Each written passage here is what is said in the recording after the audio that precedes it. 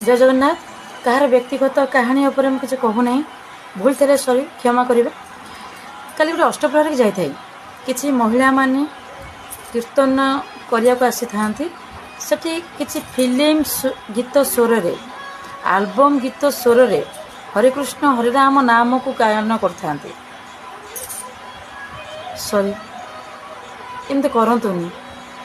आम किसी दिन है देखुचु किसी भजन सम्राट जहाँकि भजन ठाकुर गीत बोलते ताकू कटाक्ष करके किसी सिंगर माने किसी अभिनेता माने ताकू कही जहाँफल तार स्वर उत्तोलन करते आमर पब्लिक माने किंतु जो नाम करा जाउछि एटा व्यवसाय कर सारे मु क्या कहूनी कि आपंकर पेट पाटना कथा किंतु जो नृत्य करुँच ए हरिनाम गोटे नाम गोटे जन्मरू मरण पर्यंत आम कर्णरे बाजिले केते पवित्रता सृष्टि हुए।